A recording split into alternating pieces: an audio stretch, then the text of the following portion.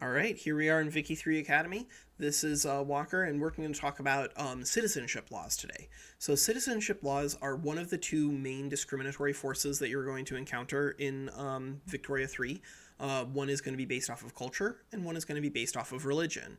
And each of those are going to be based off of the laws that you have in your nation in regards to those things, as well as the sort of traditions of your country, depending on what your original founding government was whenever this thing was established, right? So Protestant English would be the main cultures and religions, and those in turn are going to generate the kind of traits that we can use. So, because we're talking about citizenship laws today, let's first talk about the culture that the East India Company has. They are Anglophone and European heritage.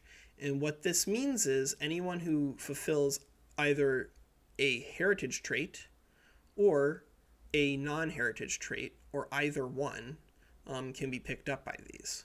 Now, that said, most of the time these are going to be almost identical overlap, but there are some differences sometimes, right? With like Afro-Caribbean and Afro-American are Anglophones, but not European heritage, and so that's important to keep in mind. But you should definitely most of the time you should know that your heritage group is going to be a lot more important than your non-heritage group, and that's sort of what is highlighted in your citizenship laws. So here, these are shares a cultural trait, and then this is shares a heritage cultural trait, and this is shares both, and then this is only English, right? So this would be only English. This would be only white English speaking people. This would be only white people, basically, and this would be either white or English speaking, either one, and then this would be anybody. And that's sort of like the way that these things are structured, but of course there are cascading implications for whether or not people are being discriminated against and the way in which they're being discriminated against. So religious discrimination is the basis for religious conversion. If you're being discriminated against because you are against the state religion, then you will gradually become that. But in this case, Theravada is accepted because we start with total separations. I'm not even entirely sure if we can have any conversion as EIC, but assimilation can happen. But right now, it can only happen with people who share a heritage cultural trait, because assimilation, rather than religious conversion, is based off of acceptance, not discrimination. And so you have a lot more assimilation going on, a lot more people coming into your cultural melting pot if you're in multiculturalism than if you're in an ethno-state. And so for exactly that reason, although there are ways to utilize having a lot of authority, I think generally speaking, the meta being condensed around multiculturalism is largely correct. Like there are some things where you can hem and haw and say, well, there are some states that kind of can get away without it, like Japan, for instance. Let's see.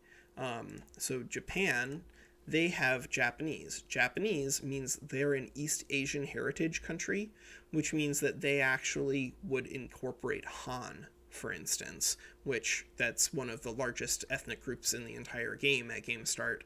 And so if you can tolerate Han while also only being in racial segregation and have enough pops to really go off, then you get 100 extra authority.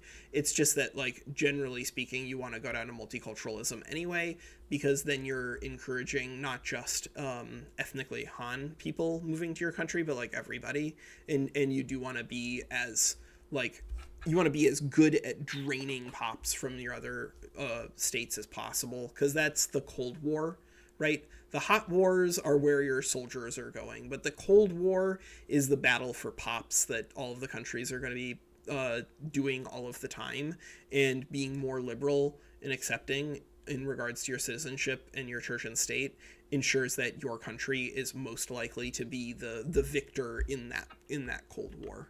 All right, that's Walker, and that's We Play Games. That's Citizenship. Like and subscribe. for more Vicky 3 Academy content. Oh, and if you've done OC about this and you want to have it be part of the conversation, then just run it by me. Like, I love having stuff here in the comments from other people, especially if it's something where like we can have a conversation. A dialogue would be really cool. All right, that's Walker. Take care.